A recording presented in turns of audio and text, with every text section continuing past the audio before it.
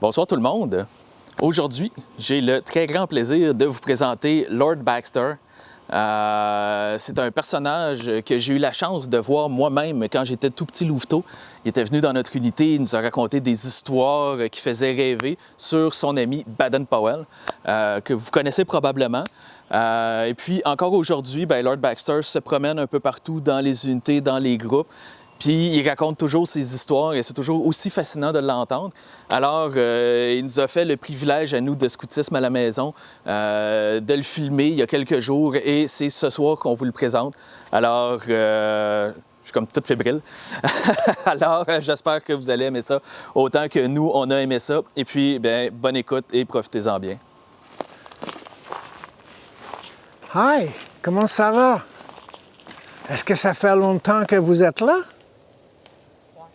Right? Je comprends pas, vous n'avez rien répondu. Oui. Right, OK. Alors, ça me fait plaisir aujourd'hui, quand on m'a téléphoné, de venir vous parler un petit peu d'un grand ami que j'ai, qui est Baden-Powell. Vous savez que son nom, c'est Robert, son nom de famille est Baden-Powell. Alors, Baden-Powell n'a pas été chanceux quand il est venu au monde le 22 février 1857. Il n'a pas connu son père parce que son père il est décédé alors qu'il n'avait que 3 ans. C'est sa mère qui lui a montré tout ce qu'il a appris sur la nature. C'est elle qui lui a montré de dessiner la nature. Elle lui a montré à faire des petits feux de camp dans la forêt sans faire de la boucane. Elle lui a montré les sortes d'arbres et c'est de cette façon qu'il a appris tout cela. Elle a même essayé de lui montrer comment jouer le piano avec ses orteils. Et ça n'a jamais marché. C'est l'amiral Smith, son grand-père, qui a eu le plus d'influence sur Steve. Il était capitaine et il l'amenait sur les bateaux pour lui montrer comment se déplacer sans avoir besoin d'utiliser la boussole, mais seulement que la lune et les étoiles. Et à l'âge de 8 ans, il écrivait à l'amiral Smith « Je ne comprends pas pourquoi les riches sont si riches et que les pauvres sont si pauvres. » Et Baden-Powell était dans une famille qui avait beaucoup de sous. À l'âge de 9 ans, il est rentré à Charterhouse, à l'école au début de ses années. Et il était adoré de ses amis. Il était bon dans le sport, il était bon pour se déplacer, pour faire ce qu'il voulait. Et en plus, durant l'école, quand les professeurs se tournaient à la tableau pour écrire, il imitait les professeurs.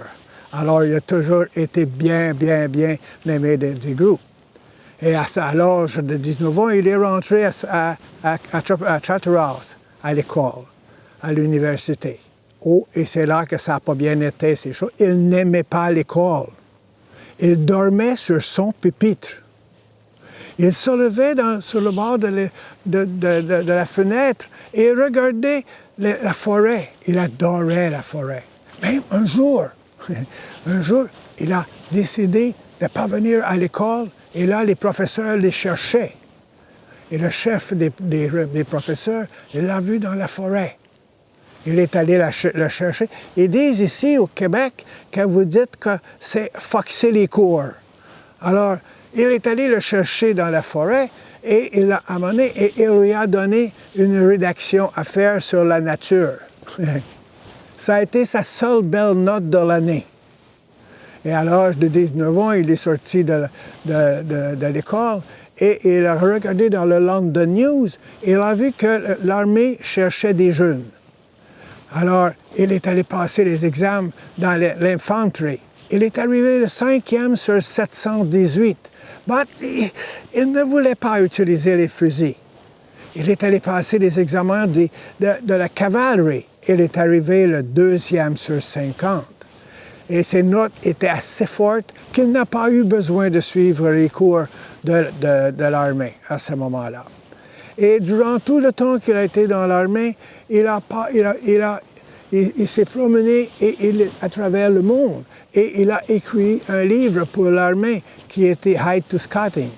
Comment est-ce qu'on vit dans l'armée? Et durant tout le temps qu'il a voyagé dans l'armée, il a fait des choses extraordinaires. Au Kenya. Il est allé au Kenya, en Afrique, en Allemagne. Et il a fait toutes sortes d'activités. Et c'est avec ça, durant le temps qu'il a été là, qu'il a commencé à créer un petit peu ce que c'est le scoutisme. Mais il ne le disait pas, il ne pensait pas à ce moment-là. Oh, Mafeking! À Mafeking, c'est là que ça a réellement eu un début. Quand il est arrivé à Mafeking, il fallait qu'il prenne la forteresse de Mafeking. Mais il ne savait pas comment entrer. Alors, il a utilisé des jeunes garçons de 12 ans. Et il les utilisait pour aller porter du pain, aller porter du lait, aller faire des commissions à l'intérieur de la forteresse. Mais il leur demandait à chaque fois quand ils revenaient de lui dire à quelle heure il y avait les changements de garde, à quelle heure les chefs des gardiens arrivaient le matin. Toutes les activités à l'intérieur qui se passaient, où étaient les positions de gardiens. Et c'est avec cela qu'après 218 jours, qu'ils ont pris la possession de Mafeking. Alors, quand il est parti de cet endroit, ils lui ont donné un collier de cuir en souvenir de son passage à Mafeking. Oh, chez les Matabele, quand il est allé chez les Matabele, il avait travaillé tellement tard le soir et il se levait tellement de bonne heure le matin que c'est eux autres qui lui ont donné le premier totem scout, Mpesa, qui veut dire dans le français « le loup qui ne dort jamais ».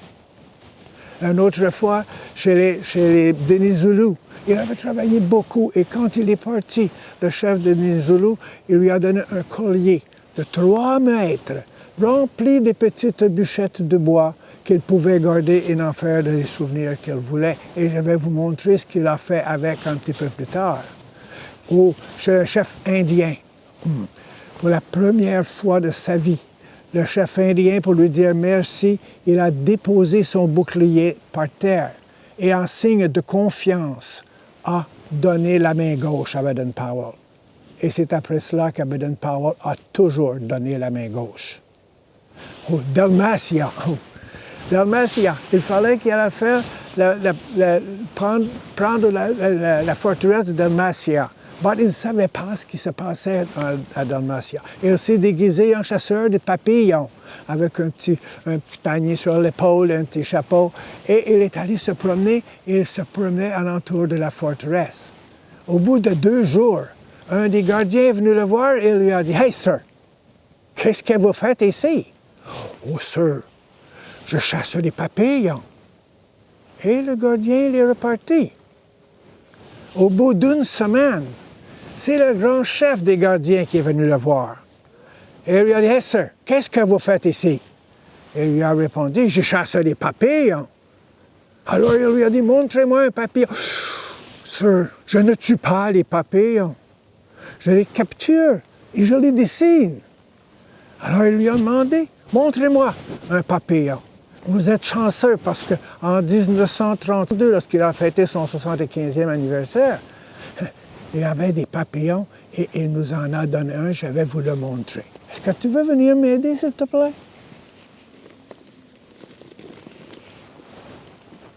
Ça.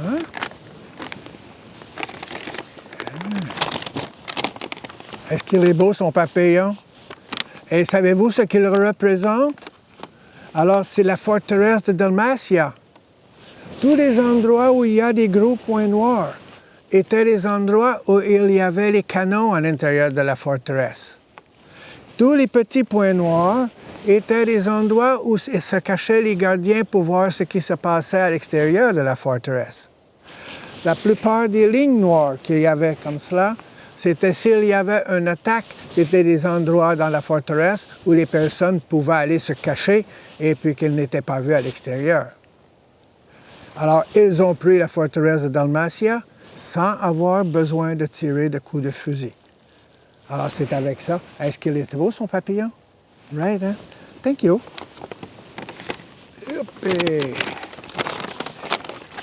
Et après Dalmatia, il a commencé à penser, il a vu qu'il y avait beaucoup de jeunes qui faisaient des rencontres comme telles. Alors, il dit, si ça existe, je vais faire quelque chose. Je vais prendre ce que j'avais écrit pour l'armée, Hate to Scouting, et je vais faire un livre, Scouting for Boys. Et dans son livre, c'est là qu'il a tout mis ce que c'est qu'il pouvait faire pour les jeunes, pour le scoutisme. Il a fait des équipes de 6. Et puis, il s'est préparé avec cela pour aller faire ce premier camp à Brownsea Island. Alors, durant le camp de Brownsea Island, il avait regroupé, comme dans le Kenya. Quand il a fait au Kenya, il a fait la police. Et toutes les personnes étaient tous des Noirs là-bas. Alors, ce qu'il a fait, c'est qu'il lui a donné un foulard grège, un foulard comme celui qu'il y a le monsieur là-bas. Là. Et puis, ce foulard-là, chacun des groupes de 6 de policiers portait ce foulard-là pour qu'ils se reconnaissent à l'intérieur. Alors, ils pouvaient, et ils l'ont groupé en groupe de 6, comme le premier camp à Brownsea Island, qui a fait des équipes de 6, et qui a donné des noms. Alors, les noms, c'était les loups, les taureaux, les coulis et les corbeaux. C'était les 4 noms de patrouille qu'il y avait à ce moment-là. Et il a passé une semaine complète avec les jeunes dans la forêt à Brownsea Island. Et quand il est reparti de Brownsea Island, l'année qui a suivi, il y avait 11 000 jeunes dans un rassemblement qu'il a fait. Et savez-vous ce que c'est qu'il y avait dans ce rassemblement? Il y avait des filles. Et on ne voulait pas voir de filles des Boy Scouts. Alors, quand il a vu ça, il a dit à sa sœur Agnès, « Prends le livre des scouts et va t'occuper des guides. » Et c'est Agnès qui a été la première à faire des guides à ce moment-là. Elle s'est occupée de ces jeunes-là. Disons, tout près de 7 ans plus tard, il est arrivé, le roi Édouard VII lui a dit « Hey, Baden-Powell, quitte les scouts, quitte l'armée et va t'occuper des jeunes. » Et là, il s'est mis à se promener à travers le monde. Et savez-vous ce qu'il a fait, la première chose de sa vie? Non. Il a rencontré la plus belle petite poulette de Londres, Olave Sinclair Soames. Et ce fut sa femme, ils se sont mariés et ils ont eu 3 enfants. Et après les enfants, il a décidé, parce qu'il y avait beaucoup de scoutistes qui se faisaient et les gens ne travaillaient pas comme Baden-Powell voulait le faire. Alors, il a décidé à Gilwell Park de construire un endroit pour faire la formation au niveau des scouts, des animateurs. Et chaque animateur devait passer au moins 2 semaines à cet endroit-là. Et quand il repartait de là, à ce moment-là, il leur donnait un badge, qu'on appelle ici dans le Québec des badges des bois. Alors, il a pris le foulard grège qu'il avait donné au Kenya pour la police. Il a pris le cordon qu'il a reçu de Maeve King et les bûchettes qu'il a reçues de Denis Zulu avec le Gilwell, qui est le nom du parc, et qui est Gilwell Park. Il a pris tout cela et il a donné à ses animateurs. Voici, mes amis, maintenant vous êtes des grands scouts. Alors, quand vous voyez quelqu'un qui a tout ça après lui, c'est des personnes qui ont une belle formation, quelque chose d'intéressant. Et là, dans son livre de Boy Scout, il a écrit toute la méthodologie et tout ce qui se passait. Donc, il voulait avoir, c'est quoi la devise des Boy Scouts? Et il voulait, dans le nom qu'il était pour trouver, avoir les lettres BP, Baden-Powell. Alors, il l'a cherché et après 6 mois, il a découvert le mot qui faisait « Be prepared ». Baden-Powell, et en français, « Sois prêt ». Et c'est la devise des scouts qui existe depuis ce temps-là. Et tout ce qu'il a fait de son uniforme il fallait que l'uniforme serve à quelque chose. Exemple, les foulards que vous avez présentement dans le cou n'existaient pas à ce moment-là. Parce qu'à Baden-Powell, chacun des morceaux de l'uniforme fallait qu'il serve à quelque chose. Alors, le foulard était beaucoup plus grand et carré parce qu'il pouvait être utilisé pour faire des pansements de tête, pour faire des choses pour se tenir le bras quand on s'est brisé le bras, pour faire arrêter le sang si on avait besoin de temps. Alors, le foulard servait à tout ça. Et chacun des morceaux d'uniforme, j'en ai un ici. Ça, c'est les plus récents aujourd'hui, parce que les vrais uniformes ont toujours été toutes en laine. parce que la laine, on pouvait l'utiliser et la porter autant l'été que l'hiver. Alors, c'était toujours, on n'avait jamais de problème. Ça, c'est un uniforme quand j'étais au niveau d'animateur. Et savez-vous combien de temps j'étais animateur? Come here. Yeah. Tu vas les compter, OK? Alors, regarde ici dans le milieu, là, tu as des chiffres. OK? Ça veut dire one, OK? Alors, vous partez votre ordinateur et écoutez bien les chiffres. Comptez-les. 2. Est-ce que vous avez compris? Parle plus fort. 2. On commence à 0. OK? On commence 0. Ah, go! 2. 2. 3. 1. 2. 2. 2. 1, 2, 3, go! Vos ordinateurs sont où? Allez, Damien, t'es capable. 12. Et tu ne manques qu'un. Alors, c'est 14. Alors, c'est les 14 années. Thank you very much. Et j'étais responsable de les Louveteaux. Alors, j'étais commissaire de la branche Louveteaux qui est toujours avec du jaune. Hein? Bouchez votre nez.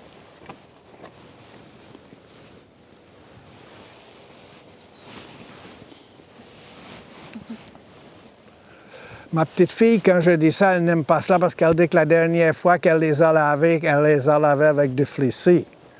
But, quand nous avions le bas comme cela, il fallait le tenir.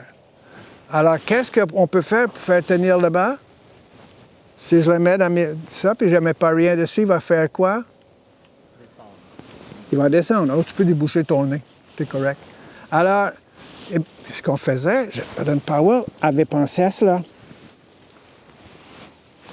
Alors, il fallait un élastique pour les tenir. Alors, on prenait notre bas comme cela. Comme ça. Bien.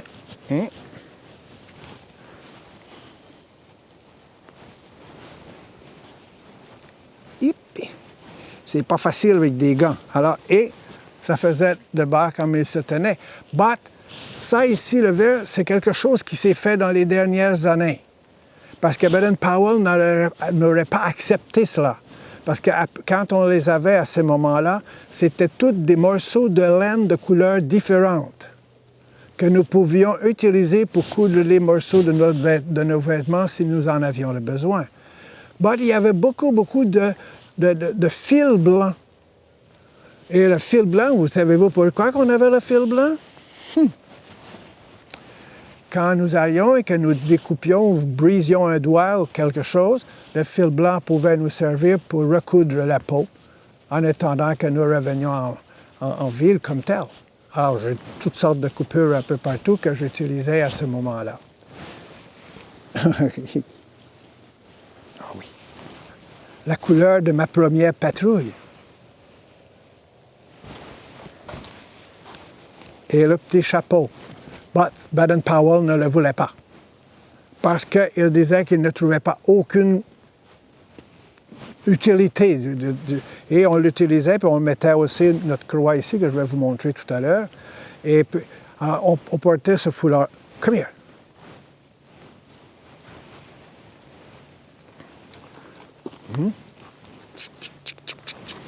As-tu une grosse tête? Ah non, il est correct. Youpi, hein? Regardez là-bas, là. Hein? Alors, c'était un petit chapeau, mais on ne l'avait pas, on ne le portait pas. Nous portions toujours ce qu'on avait besoin, c'est sur la tête. Ce que nous portions,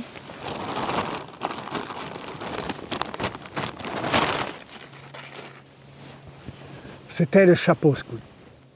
Et pourquoi? Parce qu'il était grand, on se protégeait du soleil et ensuite on pouvait faire toutes sortes de choses avec. Il était utile, surtout quand on arrivait dans les camps scouts au départ et qu'il fallait nous faire notre table à feu pour le temps du camp. Alors, qu'est-ce que nous faisions avec le chapeau? Au début, nous faisions des montages comme cela ici, et puis là, nous mettions un fond, mais pour mettre dans le fond, nous avions besoin d'avoir des roches. Alors, nous partions avec le chapeau et nous allions chercher toutes sortes de roches un peu partout que nous amenions pour mettre dans le fond de table à feu. Et par la suite, nous prenons de l'eau, mettions sur la tête. Un peu plus tard dans la journée, nous avions besoin de la boue, right? Alors, nous prenions le chapeau, nous allions chercher de la boue, nous mettions ça dans le chapeau, et après, nous prenions ça, mettions ça alentour de toutes les petites roches, et ça tenait à ce moment-là, et nous étions corrects. Alors, nous mettions de l'eau dedans, puis mettions sur la tête. Qu'est-ce que vous faites la première chose quand vous rentrez dans l'école dans l'après-midi? On enlève notre chapeau. Yeah, OK. Après cela? Vous êtes dans la maison? Ah, non, ok, non. Quand tu arrives dans la maison à 3 heures, vous n'avez pas un petit peu... On mange? Ben, right in the frigidaire. Alors, il fallait faire la même chose. Alors, ce que l'on faisait, c'est qu'on nous donnait de la farine, nous mettions de la farine, un petit peu d'eau, un petit peu de beurre, nous brassions cela, et on faisait ça pour faire comme une queue de rat. Nous prenions un morceau de bois, nous mettions alentour et le mettions sur le feu, et nous faisions notre bannique, notre pain scout. Et quand nous étions gentils, le soir pour souper, les animateurs nous donnaient des saucisses à hot dog. Quand nous mettions au bout d'une branche, nous mettions la pâte par-dessus et nous faisions nos hot dog scouts.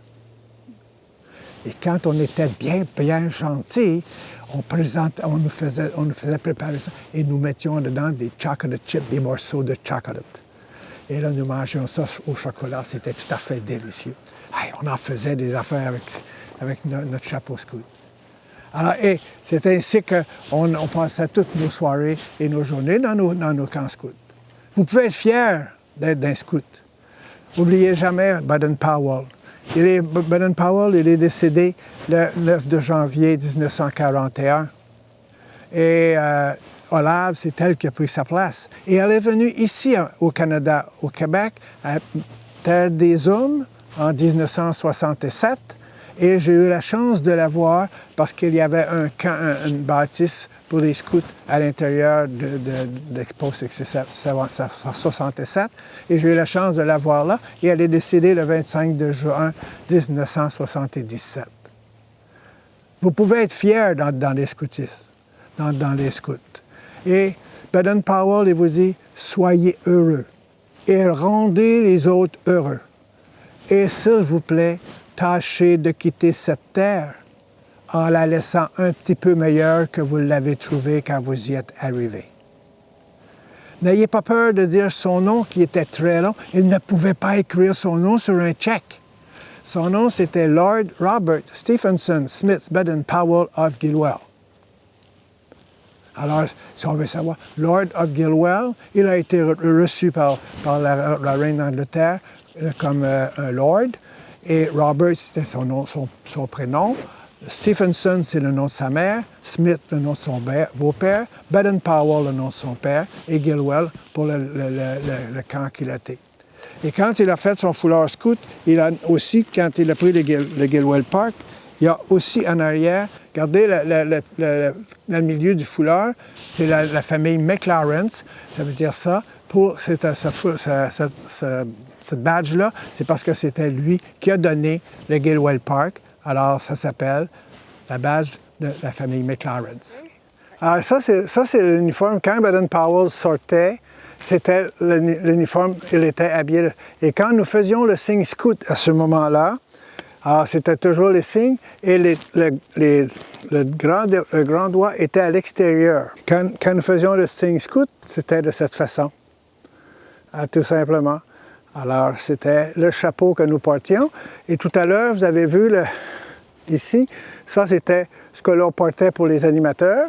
Et quand je vous ai montré le petit béret tout à l'heure, alors vous avez vu d'une place que je pouvais mettre la croix. Alors, on la prenait et on la mettait après le béret. Alors, c'était l'uniforme intégral qu'on pouvait porter qu'il portait. Moi, je ne l'ai jamais porté en tant que tel, mais par contre, les sorties d'honneur étaient habillées de cette façon. Vous avez dit qu'il serrait tout le temps la main de gauche, BP, à cause du chef indien qui avait déposé son bouclier. Mais sinon, y a-t-il une autre signification spéciale pour la poignée de main? La seule chose qu'il a de changer, c'est qu'en 1949, après la guerre, le premier jamboree qui a eu lieu en 1949, ce qu'ils ont fait, c'est qu'ils avaient un signe particulier qu'ils ont fait, c'est que quand on se donne la main, on présente le petit doigt. Est-ce que tu l'as déjà donné cette façon? Come here. Alors, quand on se donnait la main, on donne la main gauche et on place le petit doigt et on va au fond. De cette façon-là, il n'y a jamais quelqu'un qui est capable de vous serrer la main et vous faire mal. C'est impossible, je ne peux pas te serrer plus que cela. Alors, c'est toujours la façon de l'amitié. Sinon, on se broye le petit doigt. Pardon? Sinon, on se broye le petit doigt. Right. Et, thank you. Et ça allait changer dans les années 60. Et c'était là où les gens, à ce moment-là, se donnaient la main parce qu'ils avaient un totem scout. Et quand on leur donnait la main, à ce moment-là, ils vous demandaient « C'est quoi ton nom de totem? » C'était une façon dont on pouvait le faire. Alors ça fait partie des choses qui ont changé avec les années dans le scoutisme. Avez-vous d'autres questions? Les animateurs? Non? Le signe scout, la symbolique du symbole, pourquoi on... Ça ici, c'est le fort protège le faible au niveau des doigts. Et ça ici, moi, je donne souvent la main à quelqu'un parce que quand il me donne la main, je veux dire « merci beaucoup ». Et normalement, les gens me demandent « qu'est-ce que ça veut dire ?» C'est parce que est-ce que tu te rappelles de tes trois lois scouts? Moi, dans mon temps, sa franchise, dévouement, pureté. C'était la franchise envers les autres, le dévouement, l'aide aux autres, et notre croyance qu'on a, nous autres, envers tout ce qui se produit maintenant. Alors, c'était le signe du scout comme tel qu'on avait. Et moi, quand j'ai fait ma promesse, il y a plusieurs années, alors c'était la même chose. Et aujourd'hui, tous les gens se rencontrent. Et souvent de fois, au lieu de dire bonjour, je dis merci quand on se donne la main. Alors, ça m'a fait plaisir de vous rencontrer cet après-midi, de parler de Baden-Powell. Je pense que, rappelez-vous-en, je pense que vous allez l'avoir dans la mémoire longtemps. Alors, soyez fiers de faire partie de plus de 25 millions de jeunes qui ont fait le premier scout dans le monde. Et continuez toujours à faire votre bonne action chaque jour et tout le monde sera heureux de faire quelque chose pour vous et avec vous. Thank you very much. Ça a été réellement gentil de m'écouter comme cela. Ça doit être un vieil animateur, lui, hein? Alors, merci beaucoup.